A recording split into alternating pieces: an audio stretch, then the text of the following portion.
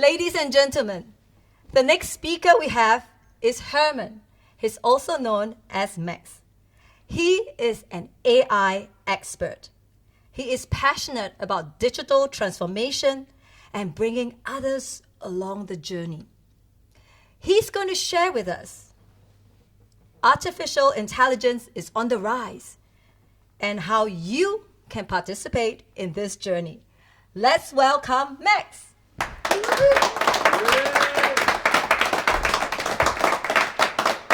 Thank you. Artificial intelligence. Who of you ever heard about this term and is sure that the next 10 years is going to change completely our world and how we're living? Hands up. Now, who of you heard this term artificial intelligence and is scared because he doesn't know what's coming? Hands up. Okay. Now you guys are already part of this huge transformation.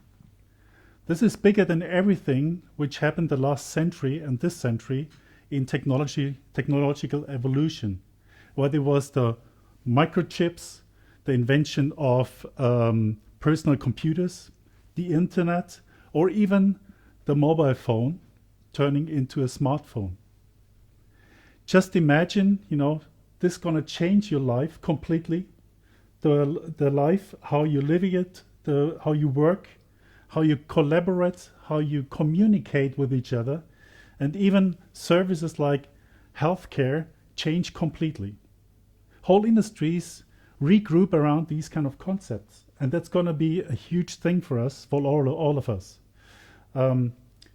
My first experience with AI is quite some time ago. It's about 7-8 years, and I think most of you also started doing online shopping.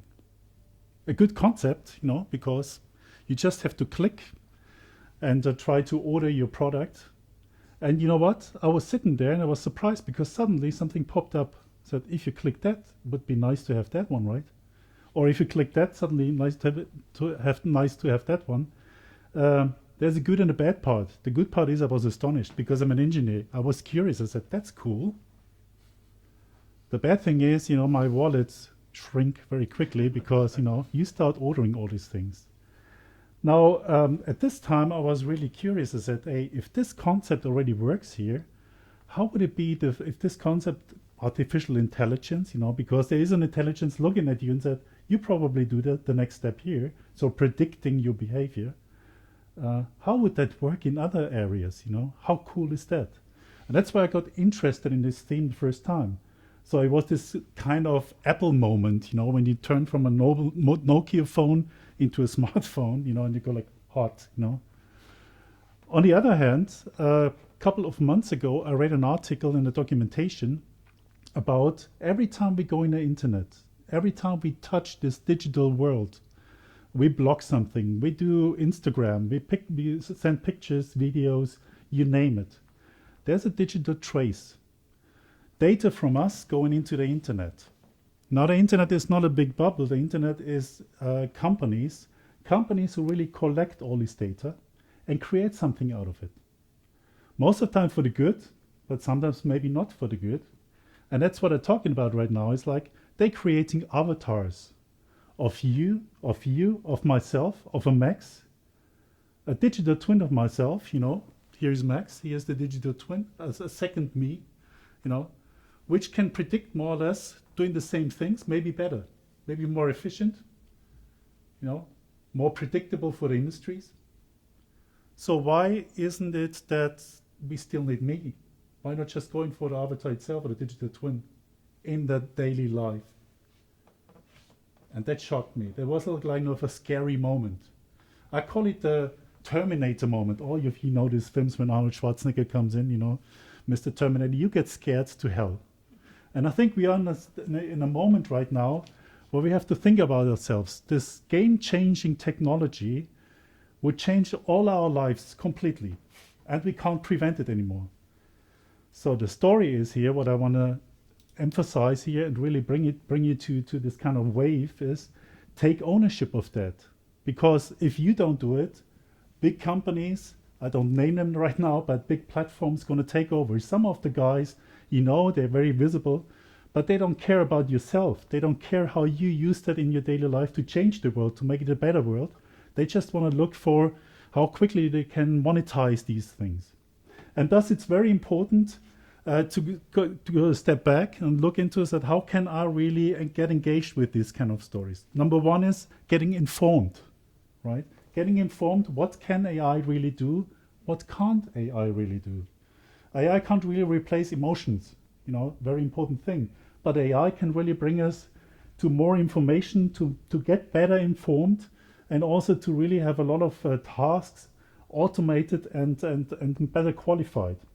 So the credibility and the acceptance for all of us on AI is directly related to understand what AI can do and what AI can't do. The second part is, if you want to implement AI in your company, back home, smart homes and all these kind of things, there are different ways to do that. It's not a classical project. It's experimenting. For many people, this is a nightmare, but you do a lot of experiments in a short time to get an optimized kind of setup. That's the kind of story you have to know, because many people think, I just buy a product and then I have an AI concept. The third one is the most important for me when it comes to acceptance of AI, not to have the Terminator moment, but to have this magic in there, is like you have to have trust. Trust that your data, who owns your data, which are part of this kind of AI, who more or less explore these kind of things and make it more or less explainable. How does it work? Because if you don't know it, it's a threat for you, like with all things in life. And therefore, it's very important to go through these three things. And once you have them, you can really touch these magic moments, And therefore, we have a lot of issues right now in this world. We have wars, we have crisis on every corner, and parts of them, if you just look at the climate change, is digital twin is not bad. If you simulate the world and you can know exactly what happens if you pull this trigger or pull this trigger, much faster than you would have known it before. And so you can react and really be a proactive part and a reactive part of that story. And I think that's the big message. You have to go on this journey for yourself, for your companies, for the schools, for the authorities, whatsoever. We have to really take ownership on that, because if we don't take ownership, somebody else does. And if we take ownership, we get back to this magic moment, the Apple moment, the first time you move from a telephone to a smartphone with all its fancy apps, ease your life and make it much more happier. Thank you very much.